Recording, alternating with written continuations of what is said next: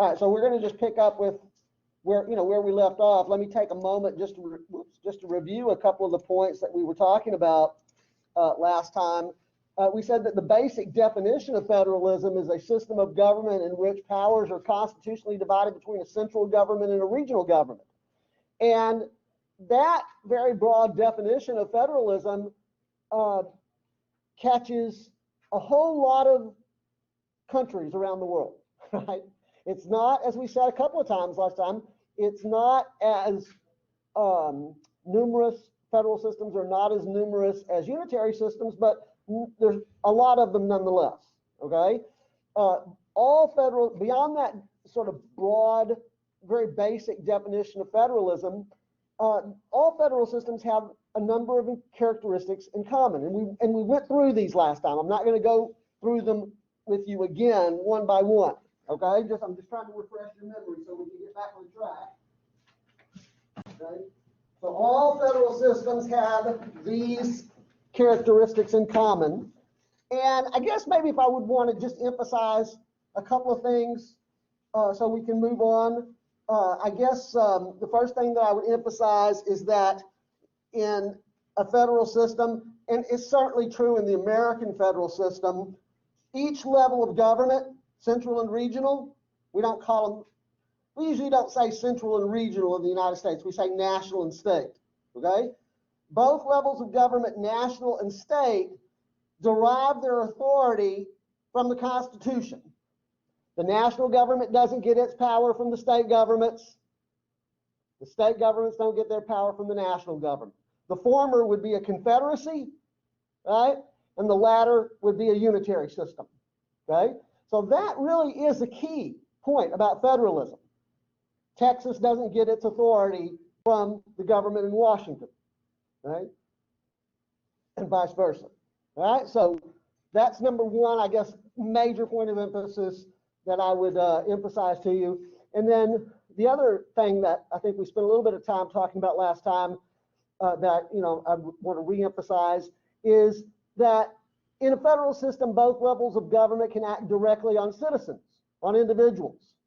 And that, for the United States, that was a major point of change from the Confederacy that existed under the Articles to what began with the ratification of the Constitution. The transformation of the United States from a Confederacy to a federal system, beginning with the ratification of the Constitution, among other things, very importantly, meant that now both the national government and the state governments would be able to exercise authority directly over individual citizens. Because you remember, as we described, I think I showed you this little graphic last time, under the Articles of Confederation, the red arrows indicate the way that it worked under the Articles of Confederation, right?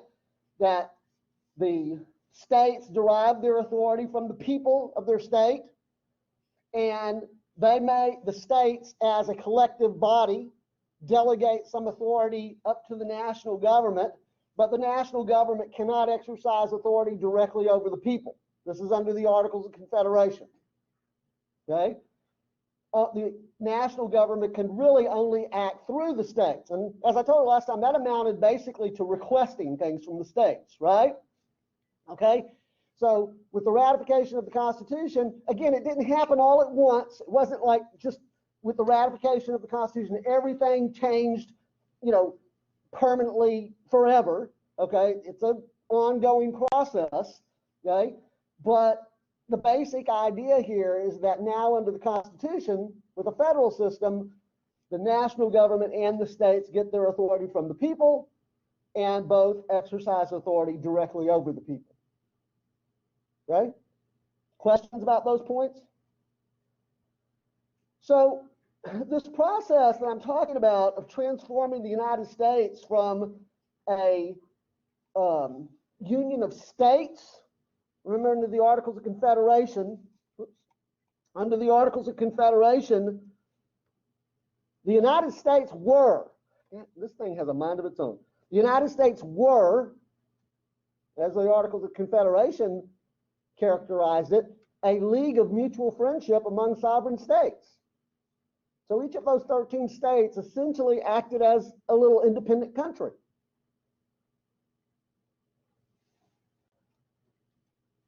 With the ratification of the Constitution, we began to transform from a union of states to a union of people. And I think I even digressed a little bit last time into a discussion of how just those first three words of the Constitution, we the people, really weighed heavily on the minds and hearts of the anti-federalist opponents of the Constitution.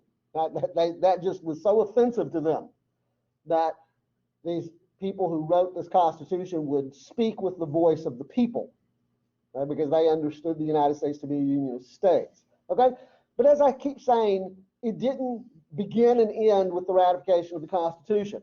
It has taken a couple of centuries. Okay, in the beginning, even after the ratification of the Constitution, there were many leading Americans who continued to identify with their states first and as Americans second. Prominent among these were Virginians, Thomas Jefferson and James Madison, John Brockenborough, whose mansion, by the way, later became the White House of the Confederacy during the Civil War period. Thomas Ritchie was another one. Spencer Roane, right? John Taylor. These are lesser names. You may or may not pick these up in your American history class. I'm just trying to tell you, these are leading voices in the early part of the 19th century, really the first half of the 19th century, the 1800s, that would be examples of people that we would say, okay, these were people who were very much advocates of states' rights, okay? They were very much identifying with their states first and foremost. And in fact, it really culminates, after Thomas Jefferson and James Madison had authored the Virginia and Kentucky resolutions. Do you all still learn about the Virginia and Kentucky resolutions in your American history course? Do they still teach that? No? Well, that's too bad. You can see, even before the turn of the 19th century, you have Madison arguing that the Alien and Sedition Acts that were passed by Congress were unconstitutional, but Jefferson took it a step further in the Virginia resolution, in which he indicated that the state, Virginia, could simply nullify the Alien and Sedition Acts. And that nullification doctrine, okay, which, again, I hope they still teach that in the American history course, is usually associated with the South Carolinian John C. Calhoun, okay, who was vice president under Andrew Jackson. He was a political philosopher, okay, and vice president under Andrew Jackson. And he is one of the figures in American history that we most associate with the states' rights doctrine during this period. He took it as far as to say that it actually, there was an event today. Anybody familiar with the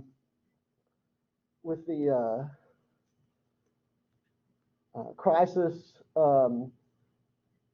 involving the imposition of the tariff by Congress that nearly led to open hostilities at Fort Sumter? Well, at any rate, the nullification crisis, as it's sometimes called, the bloodshed was narrowly averted at the last minute with a political compromise, but it basically amounted to the fact that John C. Calhoun and others, following his leadership, were arguing that this tariff that had been imposed by Congress, Congress can impose the tariff if it wants, but South Carolina is a sovereign state, they argued. And therefore, South Carolina has the authority to nullify the federal law within the jurisdiction of South Carolina. Okay? It was a pretty significant event pre-Civil War. Okay, so you have that from the very beginning. Americans identifying to a large extent, Americans identifying with their states, first and foremost. And it has taken a civil war. It has taken 2 world wars. It's taken a Great Depression. It's taken an aspirational civil rights movement in the middle part of the 20th century, a historic moon landing, and airplanes flying into the sides of buildings to continue to forge that sense of national identity. Numerous other struggles, challenges, and achievements along the way, of course, but I picked a few there just to kind of drive the point home that this movement towards a national identity is something that has occurred in fits and starts along the timeline of American history. But even so, to this day, you still have many people who associate very closely with their states, don't they? Texans among them. Am I wrong about that? Do Texans not associate very closely with their state? In fact, there may be some who think of themselves as Texans first. Right? It's not exclusively Texans. I think there are other places around the country where Americans identify very closely with their state. Would you agree? Anybody here from out of state? New Yorkers, I think probably, do they identify very closely with their states? And Californians, and maybe, I don't know, I suspect that there's still some of that left, and certainly it wasn't that long ago during the middle part of the 20th century. I mentioned the civil rights movement a moment ago, where that sort of argument was very common in opposition to segregation. The argument typically took the form, arguments in opposition to integration, racial integration, took the form of states' rights argument. Even so, from the very beginning, there were some who we would have considered nationalists. Chiefly among them were Alexander Hamilton of New York, John Marshall, who became Supreme Court Justice in the early part of Chief Justice early in the 19th century, for the first third of the 19th century. Supreme Court Justices Bushrod Washington, Henry Brockholst, and Joseph Story were among the leading nationalists. Marshall, in particular, in his opinions that he authored as Chief Justice of the Supreme Court, you get that very strong nationalist perspective that Marshall is espousing, okay? Which we'll get into in a little bit of detail, okay? All right, so where we left off last time was sort of take a step back, and if we understand that a federal system is one where powers are divided, constitutionally divided between 2 levels of government, national and state, then it is reasonable for us to ask, how does the Constitution divide powers between the national government and the state? And remember, we said that it does so by delegating or enumerating certain powers to the national government. We even looked at the Constitution itself, didn't we? All right? I think I have a memory of showing you Article 1 of the Constitution. Is that correct? And specifically Article 1. Where do we find the bulk of the enumerated powers of the national government? Where in the Constitution? That's a good quiz question. Okay? Where in the Constitution do we find the bulk of the powers that are delegated to the national government? Anyone? Oops.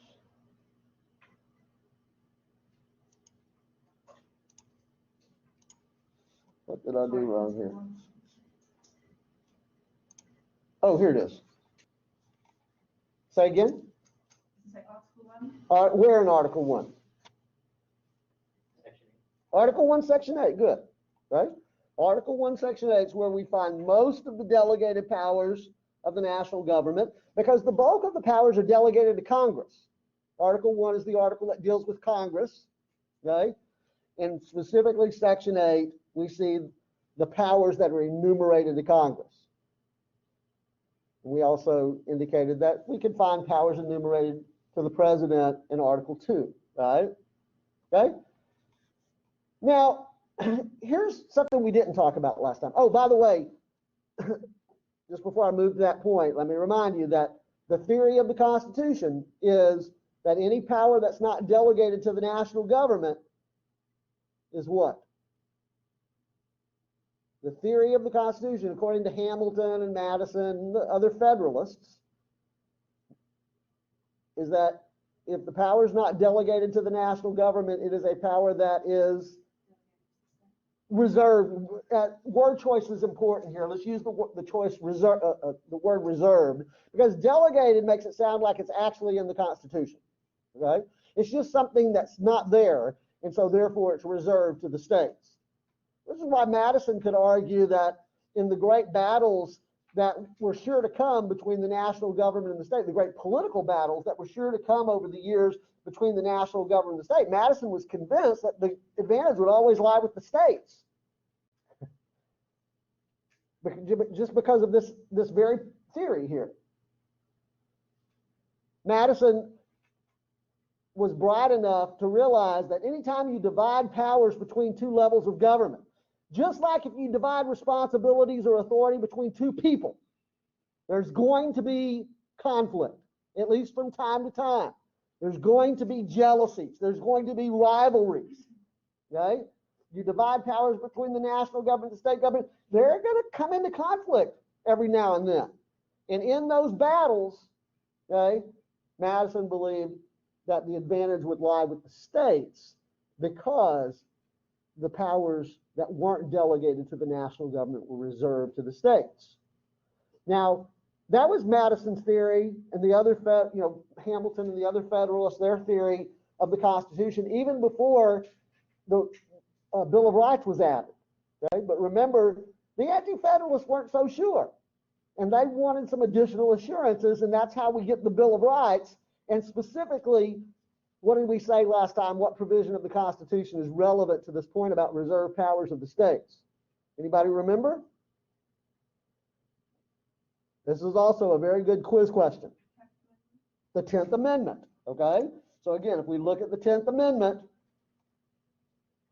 the powers not delegated to the national government by the Constitution or prohibited by the Constitution to the states are reserved to the states respectively. That's what the Anti-Federalists wanted to assure with the Bill of Rights, that the national government would only be limited to those powers that were listed in the Constitution, and everything else would be a power of the states. Now, if you were a time traveler, okay, from the year 2021, and you could go back to 1787, 1788, 1789, that period when the Constitution was written, or more specifically when the Bill of Rights was drafted in Congress in 1789. Remember, the Constitution was drafted in the summer of 1787. It was submitted to the states. By the end of 1788, 9 states had ratified the Constitution, and it took effect in 1789.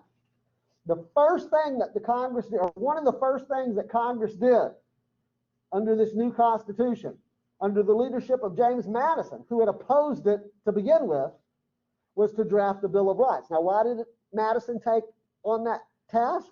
Well, remember the Massachusetts Compromise, right? They made a political deal. And Madison, a man of his word, I suppose, undertook the task, even though he had opposed including the Bill of Rights in the Constitution, undertook the task of drafting articles to be submitted to the states. 12 in total that were drafted, 10 of which were ratified by the states and took effect in 1791. We call the Bill of Rights. Depending on who you ask, the question of why Madison did this may vary. Madison originally opposed including the Bill of Rights in the Constitution, but he is really the primary author of the Bill of Rights, right? Well, why did he change his mind? As I say, it depends on who you ask. You ask some historians, they'll tell you, well, that's the influence of Jefferson. Jefferson is consistently hammering on the need for a Bill of Rights, and I told you about the correspondence between Jefferson and Madison, and there's some evidence that Jefferson prevailed upon Madison, right? Madison did at one point write that I defer in all things to Jefferson. Even Madison recognized Jefferson as the great intellectual giant and, was deferential, right? But there's also this point about being committed to the political deal that the Federalists and the Anti-Federalists had hammered out to get the Constitution ratified. So of course, it's not single-handed. Madison doesn't write the Bill of Rights single-handedly. There's input from his colleagues in Congress, but he's the driving force behind getting the Bill of Rights drafted.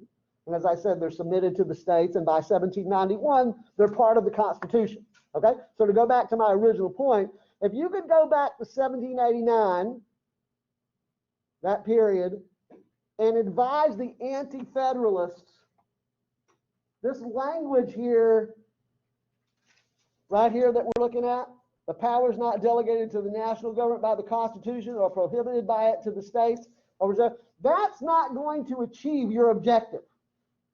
The Anti-Federalists were probably confident that it would at the time. Do you understand what I'm getting at?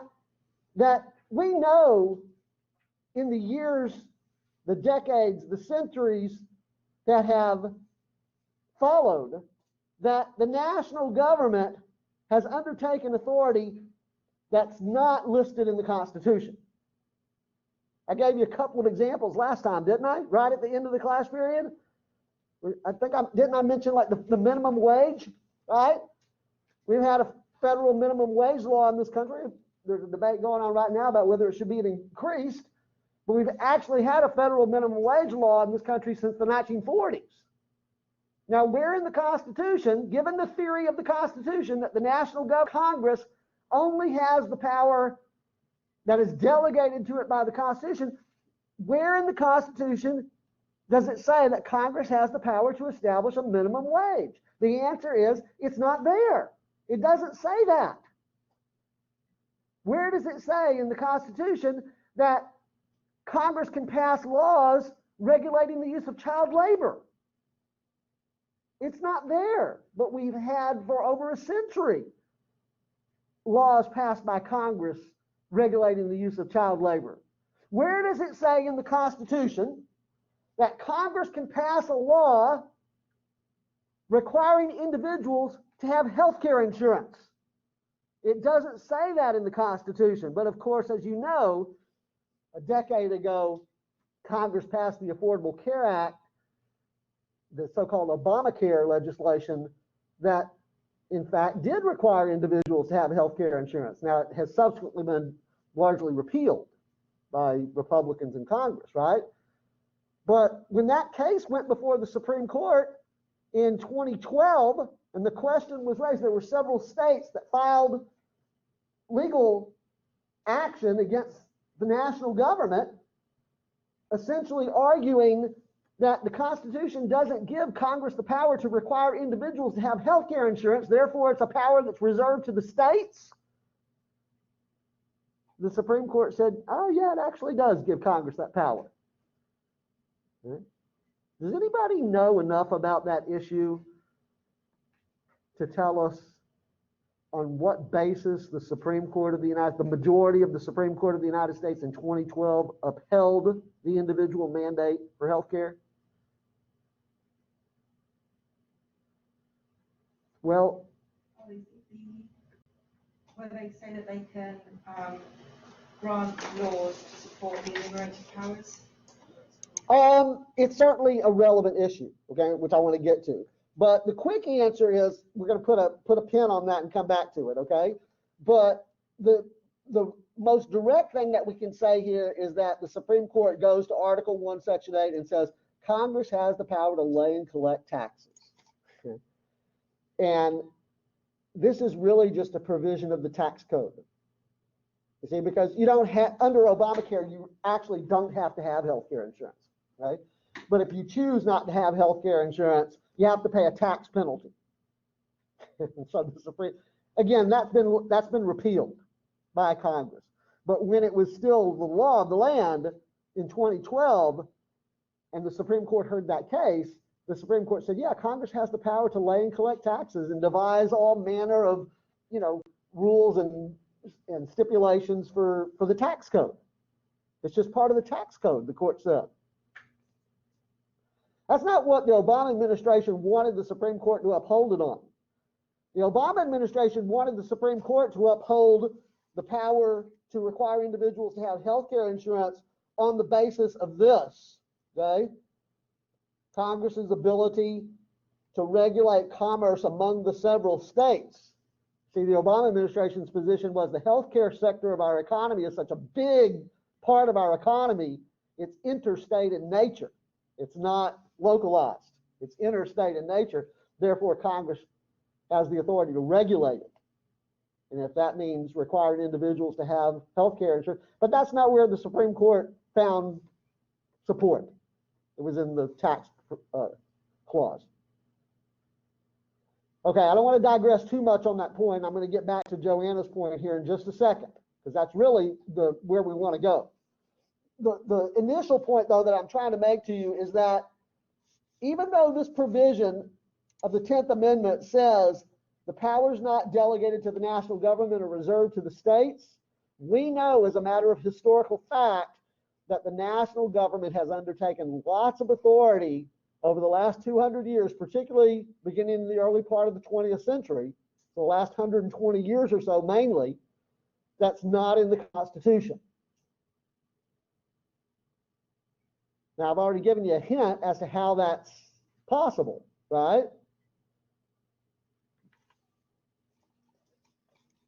Joanna mentioned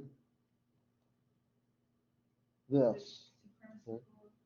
Well, I thought you were talking about this one. We'll come back to the Supremacy Clause. I thought you were talking about this one here. Notice, again, I'm looking at Article 1, Section 8, the delegated powers of Congress. If we read through all of this stuff, the first 17 clauses, and we get that, you should understand that the words, the Congress will have the power, is implied with each successive clause, right? The Congress will have the power to lay and collect taxes. The Congress will have power to borrow money on the credit of the United States. The Congress will have the power to establish a uniform rule of naturalization. The Congress will have the power to coin money and regulate the value thereof, blah, blah, blah, blah, blah. We get down here to the last clause, it's clause 18, and it says, Congress will have the power to make all laws which shall be necessary and proper for carrying into execution the foregoing powers. What are the foregoing powers? The ones listed in the previous 17 clauses. So if Congress has the power to lay and collect taxes, then it also has the power to make all laws which shall be necessary and proper to carry into execution its power to lay and collect taxes. And if that means requiring individuals to have health care insurance, the Supreme Court said in 2012, then that's what it means.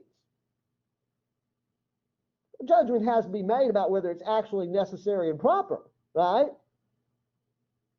But this is really a key provision of the Constitution. And by the way, notice it's not just the foregoing powers. Congress will have the power to make all laws which shall be necessary and proper for carrying into execution all other powers vested by this Constitution in the government of the United States or in any department or officer thereof. So, for example, the president is an officer of the United States, right? If the president has the power to make treaties with other countries, for example, then Congress has the power to make all laws which shall be necessary and proper to carry into execution the president's treaty-making power. So if, by way of example, if the president of the United States negotiates a treaty, let's say with Great Britain,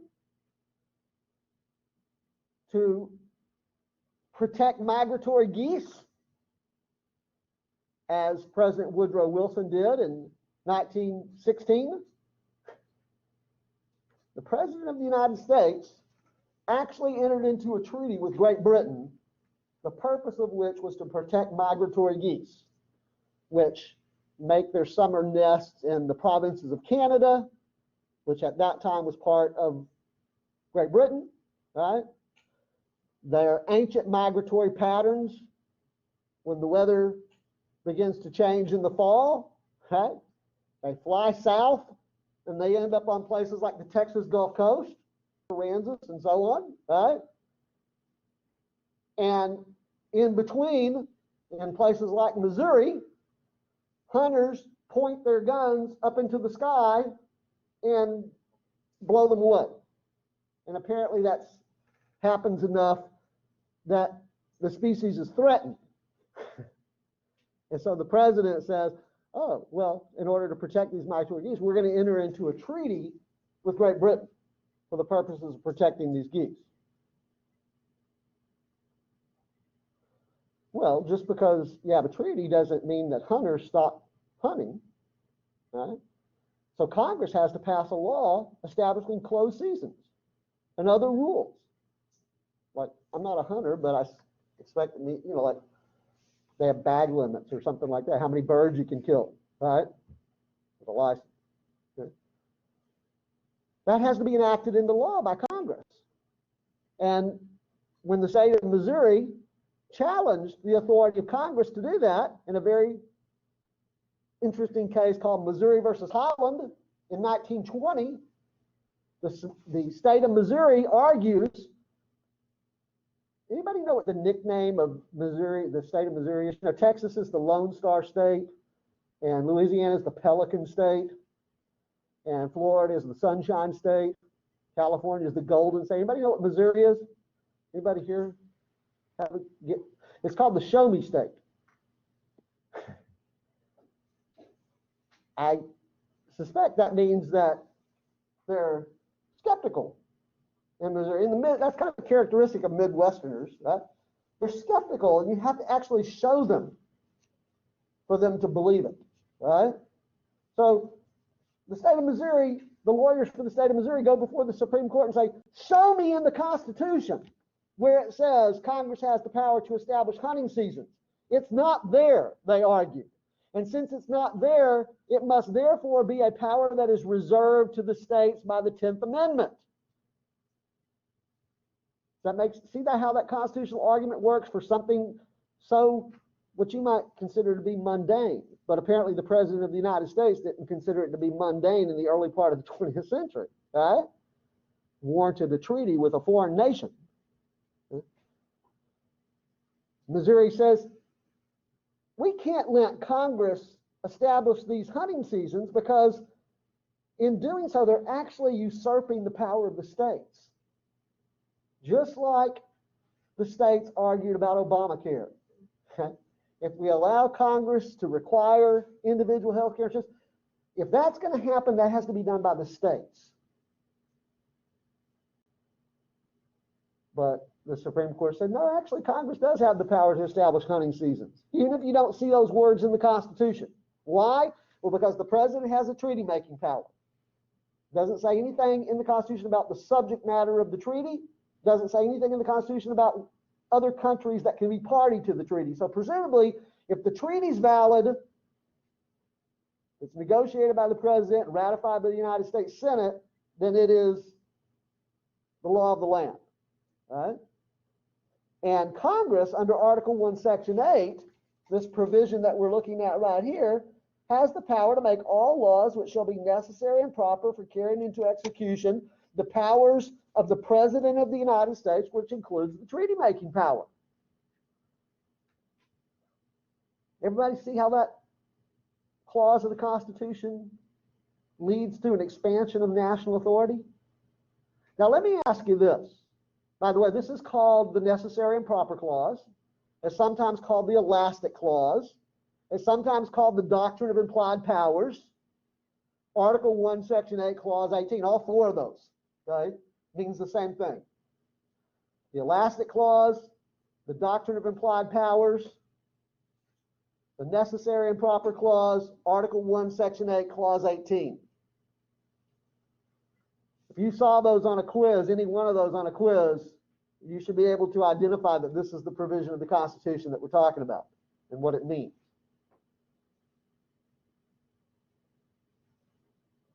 Here's the question I was going to ask you. Do you think this provision of the Constitution just appeared, it was just included in the Constitution by chance or happenstance, or do you think it was a very deliberate provision that was included by the framers of the Constitution? Let's remind ourselves of who was really responsible for writing the Constitution. Which faction? The Federalists. And what were the Federalists interested in? A stronger national government. Does this provision of the Constitution serve that purpose? Does this enhance the power of the national government? You bet. So just like we said, the 10th Amendment clearly reflects the political philosophy of the anti-federalists. We can also say that Article 1, Section 8, Clause 18 reflects the philosophy of the Federalists. Like I told you last time, the Constitution was written largely by the Federalists because the anti-Federalist delegates either didn't show up, or the ones that did show up, many of them left.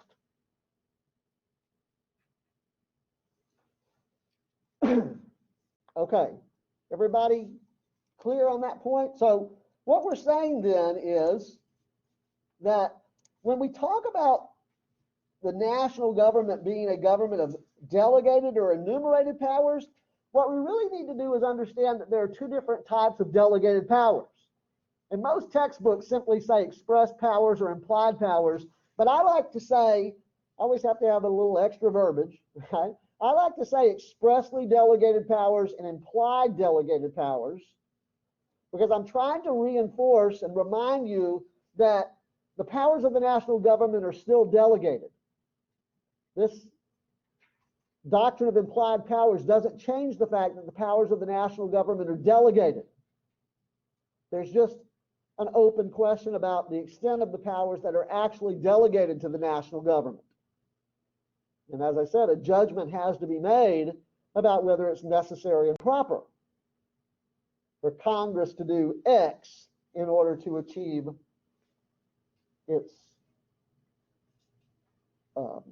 constitutionally delegated authority, or to execute its constitutionally delegated authority. So there's no shortage of examples that we can point to where Article 1, Section 8, Clause 18 has done that. One of the great legislative achievements in American history was the 1964 Civil Rights Act. Okay? In 1964, the height of the Black Civil Rights Movement, the United States Congress passed a law that made it a crime for individuals who operate establishments that are open to the public, like hotels and restaurants and transportation systems and so on. Right, in this country, the government doesn't own restaurants and operate restaurants. Right? The government doesn't own and operate hotels. For the most part, doesn't own and operate transportation systems. Those are privately owned, either by individuals or by groups of individuals called corporations, right? So when the question emerged, can private individuals who operate businesses deny service on the basis of race, which I'm not telling you anything you don't already know, right? I mean, you know that we had this history up until the 1960s, where in many parts of the country, particularly in the South, where if you were African American and you walked into a restaurant, you would have been denied service. Or you would have been told to go to the back of the bus, or go around back and, eat in the kitchen, or whatever the practice was, right? Ugly part of our history. Congress steps in 1964 and says, nope, not anymore. We're going to make that illegal. Individuals who own and operate these establishments can't discriminate on the basis of race under penalty of federal law. Well, what do you think?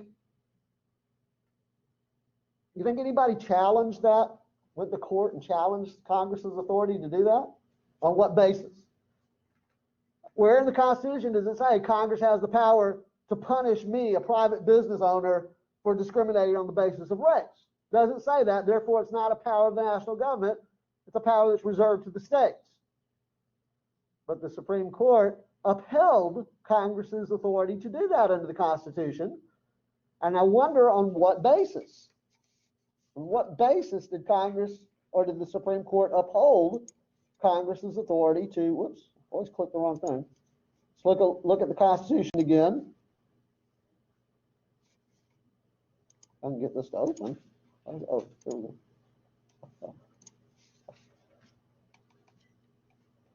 Where in here does it say Congress has the power to punish private business owners for discriminating on the basis of race? Oh, right here.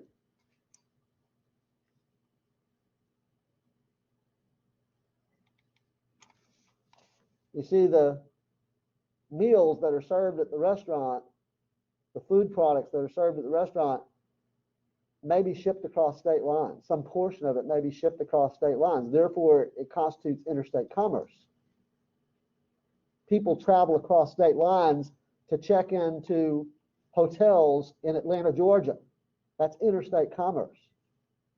Commerce between the states. And Congress has the power to do that. And furthermore, it has the power to make all laws which shall be necessary and proper for carrying into execution its power to regulate interstate commerce. And if that means punishing private business owners who discriminate on the basis of race, that's what that means, if it's necessary and proper to do that. Okay? So clearly a very important provision of the Constitution. Some might say on balance for good, others might say on balance for bad. You do realize that we have an ongoing debate in this country about whether generally it's good or bad for Congress to undertake authority that's not actually specifically in the Constitution. Hasn't gone, it was there in the very beginning, okay? And it remains in 2021. Okay, so I think this is an important, thing for you to keep in mind, that when we talk about the delegated powers of the national government, we're really talking about two types of delegated powers. Those that are expressly, what would be an example of expressly delegated power? The power to tax, okay? Specifically, if we're talking about the 16th Amendment on incomes, right? The power to coin money, the power to raise and support armies and navies, the power, right? Anything that you can actually read in the Constitution, you can actually see the verbiage in the Constitution. That's an expressly delegated power, okay?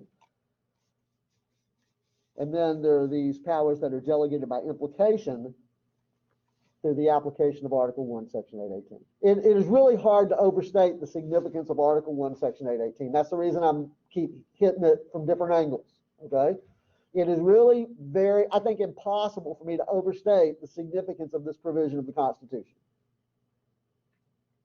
It helps us begin to understand how the national government has expanded. It's a much different creature in the early 21st century than it was in the late 18th century, to be sure. Is it not? National government does a lot more now than it did back then. Largely as a result of a broad construction of the elastic clause.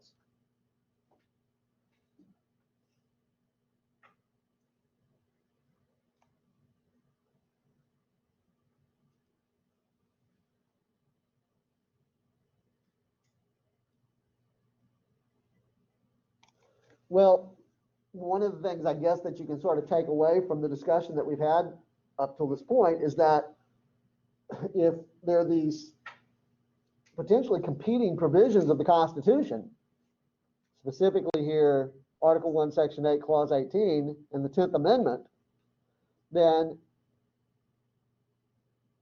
it's really a matter of interpretation.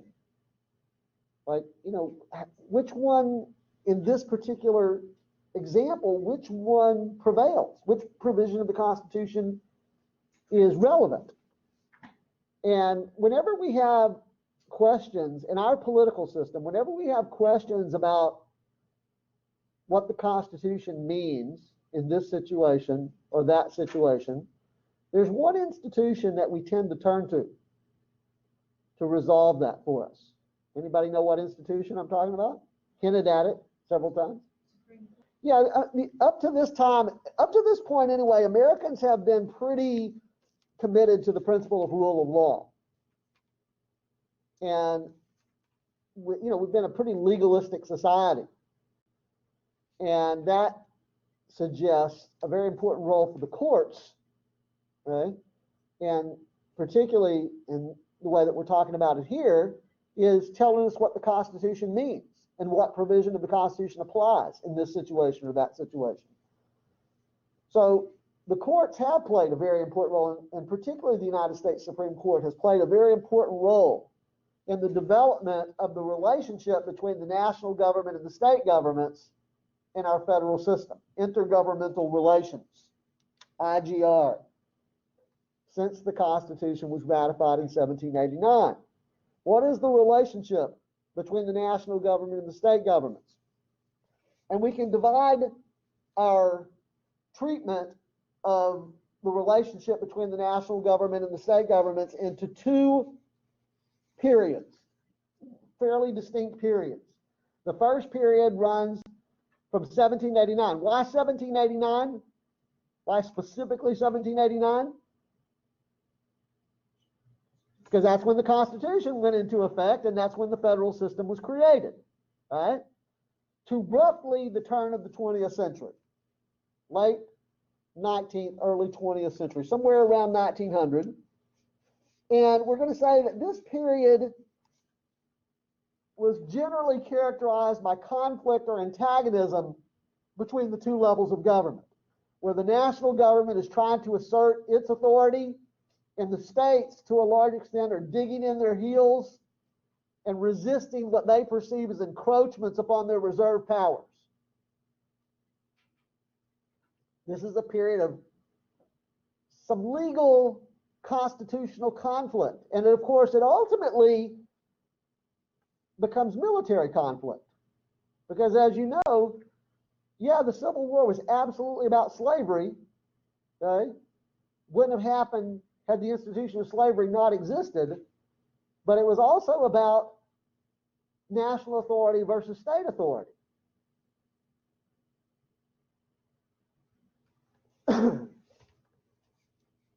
And then beginning in the early part of the 20th century, the relationship between the two levels of government, national and state, has been characterized more by cooperation.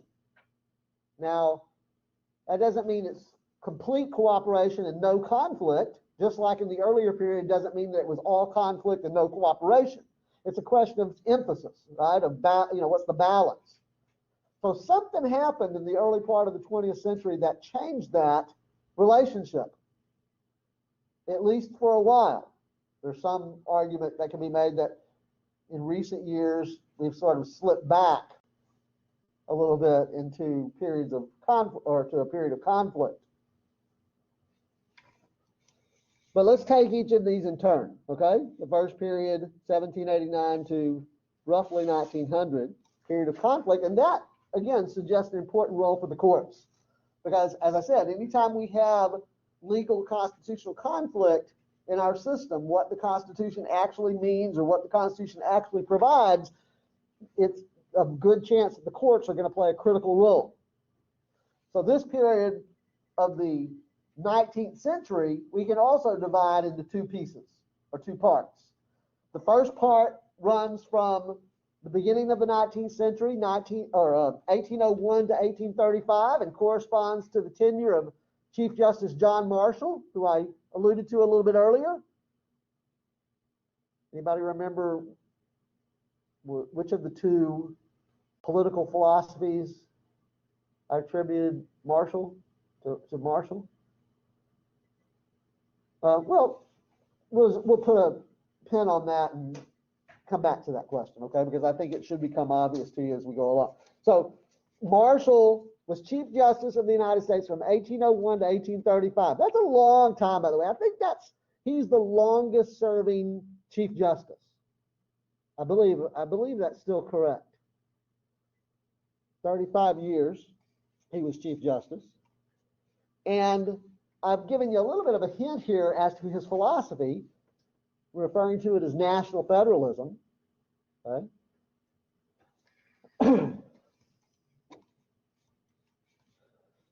Marshall was a Federalist. Okay? He was a nationalist. He was a Federalist. In fact, I think a good argument can be made that Marshall was appointed as Chief Justice by the second President of the United States, John Adams, who was a Federalist. The first two presidents of the United States were Federalists, George Washington and John Adams. Now, political parties didn't exist during Washington's administration, but they quickly emerged by 1796 and certainly by 1800. And so the former just sort of philosophical groups, the Federalists and the Anti-Federalists, really became the first two political parties. The Federalist philosophy was organized into a political party by Alexander Hamilton, and it was called the Federalist Party. Okay?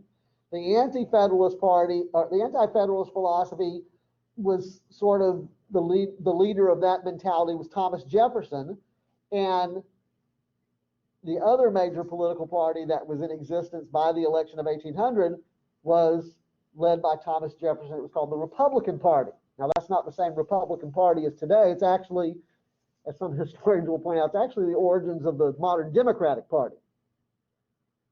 But at that time, it was called the Republican Party. It helps to distinguish between the modern Republican Party and the Republican Party of that era. Put Jeffersonian in front of it, the Jeffersonian Republican Party. But it was essentially an anti-federalist philosophy.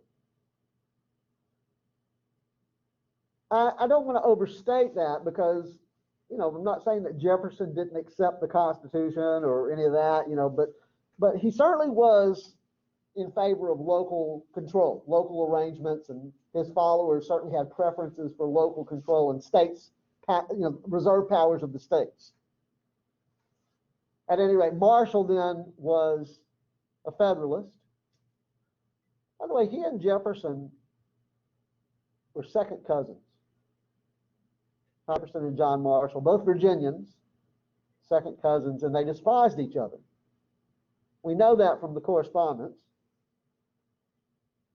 There was the political conflict, Jefferson the Republican and Marshall the Federalist, but I think there was a strong personal component to it as well. They just didn't like each other personally.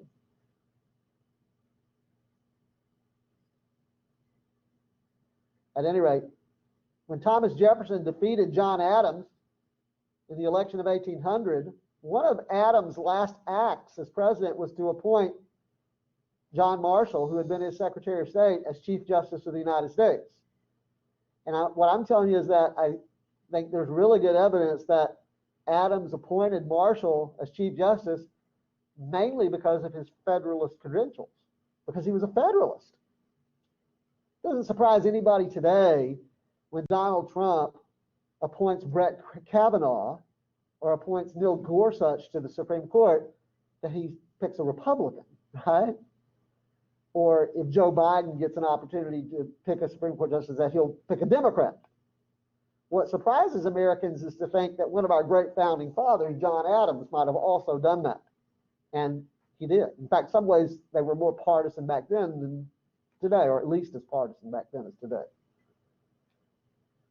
So Marshall was appointed, but first and foremost, I'm suggesting to you because he had these Federalist credentials.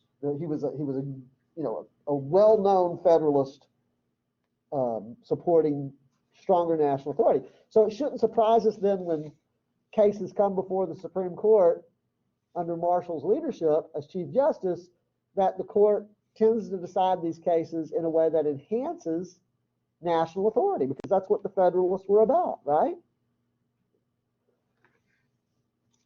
One excellent example of the Marshall Court's philosophy on federalism comes in the very famous case Mcculloch versus Maryland. Do they still teach this in the American history course?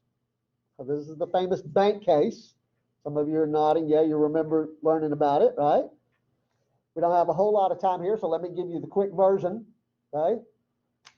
It's actually, the origins of this case actually go back to the Washington presidency. When George Washington was president, his Secretary of the Treasury was Alexander Hamilton. I told you that George Washington was a Federalist, and I told you that Alexander Hamilton founded the Federalist Party and organized the Federalist Party. Okay? Hamilton is one of the people know more about Hamilton today than, I think 20 or 30 years ago, and I attribute that primarily to the Broadway musical. Okay, has gotten Hamilton so much acclaim, but Hamilton was something of a visionary. Right? He envisioned the United States being a great economic power someday. You understand that in the late 18th century, the United States was not a great economic power. It was largely an agrarian country. It certainly was no match economically for the European powers. Okay?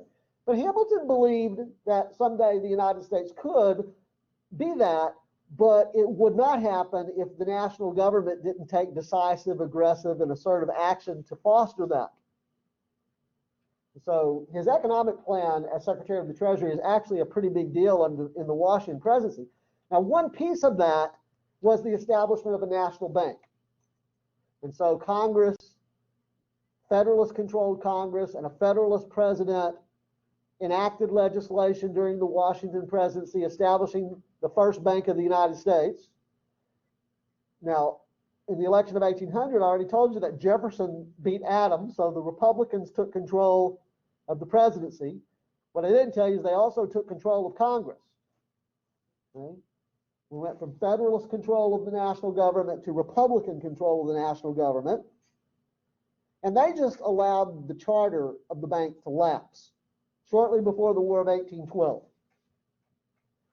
But after the War of 1812, it began to be apparent to many leading Americans that if the United States needs this national bank. We need this bank of the United States. Congress subsequently chartered a second bank of the United States, and that's the one that goes before the court in Mcculloch versus Maryland. And as you can see, I have it on the screen. There are two constitutional questions that are before the court in this case. Very important case. What happened was that, to finish off the facts of the case, so you have this Bank of the United States, and there's a branch that's operating in Baltimore, Maryland. And in those days, there was no such thing as paper money. There was coin. Right? Congress, under the Constitution, could coin money. But banks issued these notes, these paper notes, that you could circulate and use as currency. Private banks, state chartered banks, okay? And this Bank of the United States also issued these notes. But the state of Maryland passed a law which required the Bank of the United States operating in Baltimore to use special paper that was provided by the state, embossed with the seal of the state of Maryland. All right? It didn't make any other banks use this paper. Okay?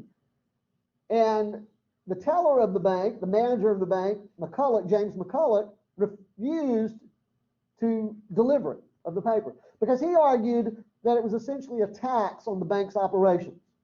The state of Maryland was essentially imposing a tax on the operations of the Bank of the United States, which Mcculloch believed was improper. How can a state tax an institution of the national government? So the case goes through the Maryland courts, and the Maryland courts consistently find in favor of the state of Maryland upholding the tax.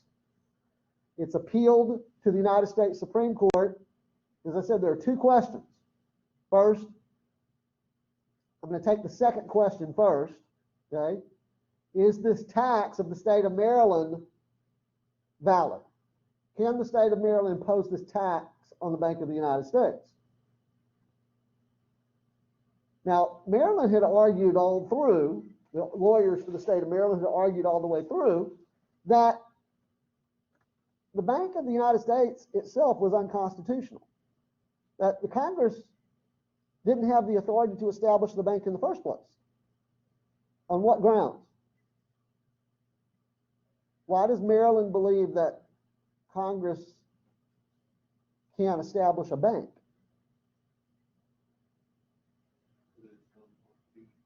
Because it doesn't say in the Constitution that Congress can establish a bank. You won't find the word bank anywhere, or charter a bank, or anything like that in the Constitution. So therefore, according to Maryland's logic, if it's not in the Constitution, it must be a power that is reserved to the states by the 10th Amendment. Do you see again what the issue is here? The state is arguing the national government's trying to take our authority. It's not the authority of the national government to charter banks. It's the state's authority to charter banks. That's really what's at issue here. The tax is essentially a way to try to tax the bank out of existence, to make its operations not competitive and cumbersome, right? So there's actually an initial question before the court that Maryland raises. Is the bank constitutional? Does Congress have the power under the Constitution to charter a bank? Now, given what I've told you about Marshall and the court under his leadership, what do you think Marshall's answer to that question is? Does Congress have the authority to charter a bank? Yes, it does, but it's not in the Constitution, or is it? Where is it in the Constitution? Article 1, Section 818. Article 1, Section 818. All right, it's right here. Okay? Congress has the power to lay and collect taxes. Congress has the power to borrow money on the credit of the United States. Congress has the power to regulate commerce. Congress has the power to raise and support armies and navies. All that's up here, right?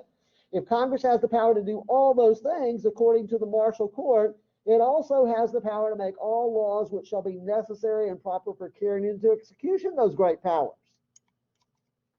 So this is really the first good example of the Marshall Court using the doctrine of implied powers to support an expansion of national authority and say that it's constitutional.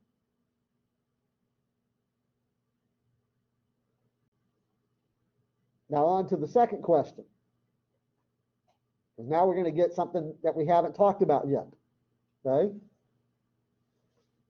On the second question, is the bank subject to the tax of the state of Maryland?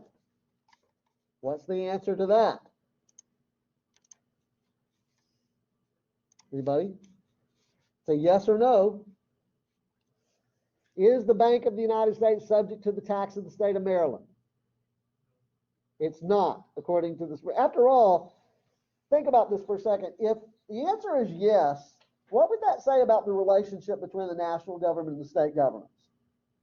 It would say somehow that the national government is subject to the power of the states, right? That there is a hierarchy in our system where the states are over the national government. Marshall, being a federalist, can't tolerate that, right? But he can't just answer that by saying, no, I'm a federalist, I can't tolerate that, right? What in the Constitution suggests to Marshall that this tax can't be tolerated. We have to go all the way to Article 6,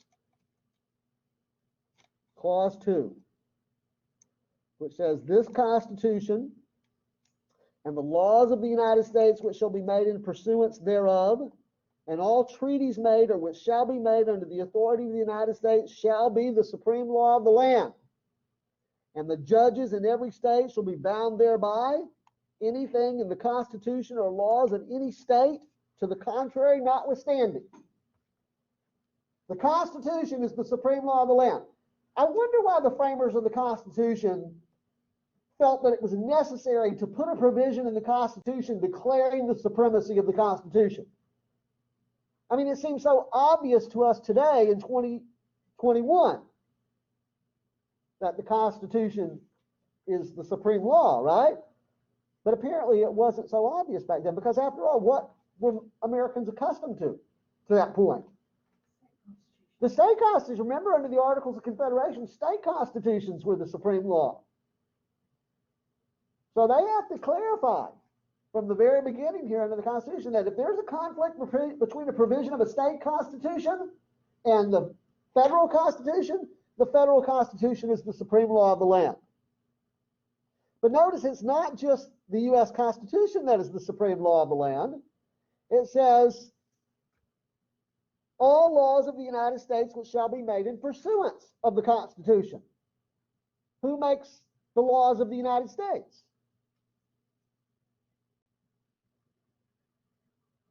What institution of government makes the laws of the United States?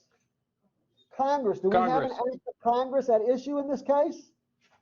Yeah, the one establishing the bank. Is it constitutional? Is it made in pursuance of the Constitution?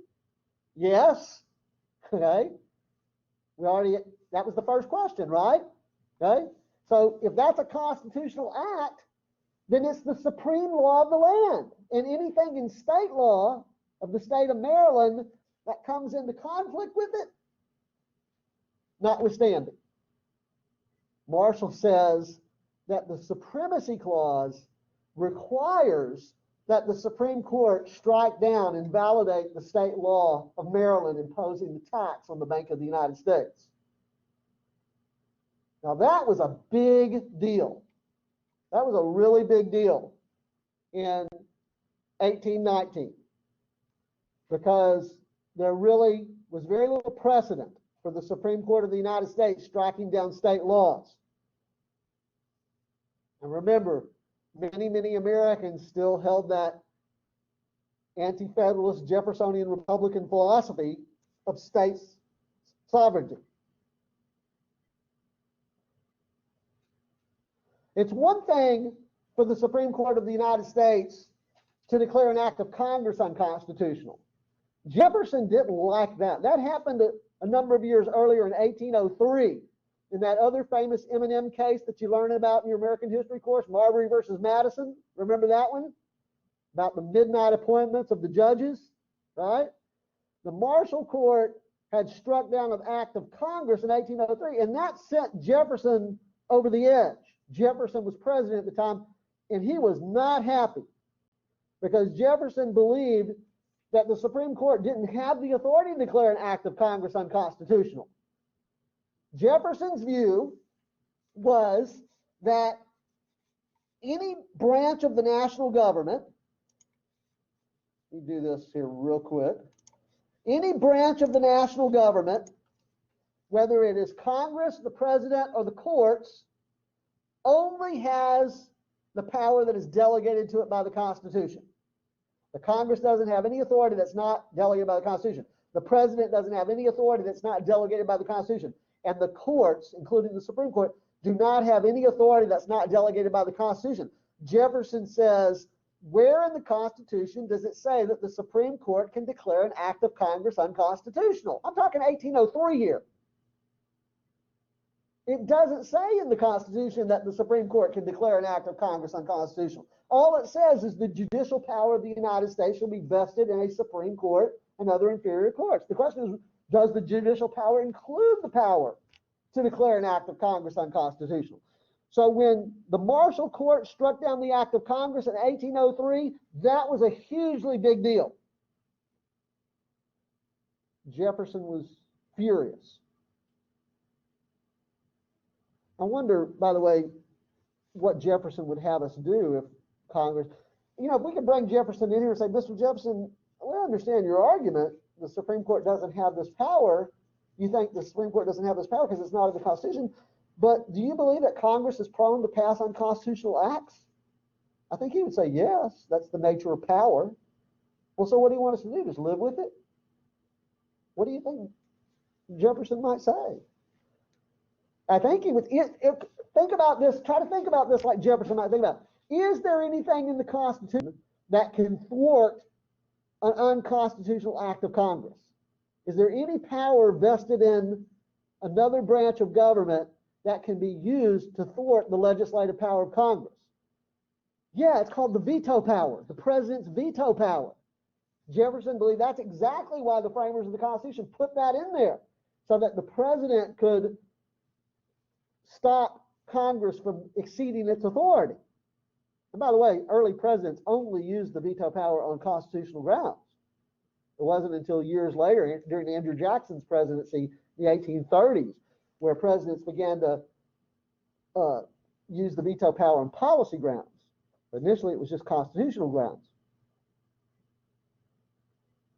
So, in a sense, Jefferson is saying that the Supreme Court's usurping the president's veto power.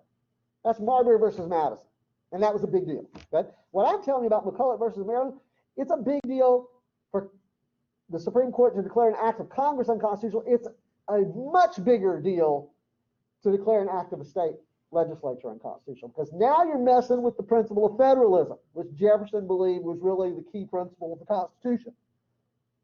At least the Supreme Court and Congress are the same level of government, national government.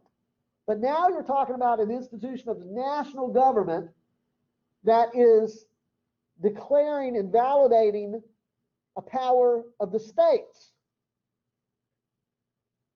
That's an indication of trouble to come. Right? Okay, we're just out of time. We'll have to leave it at that. All right? Questions? Okay, we'll see you next week.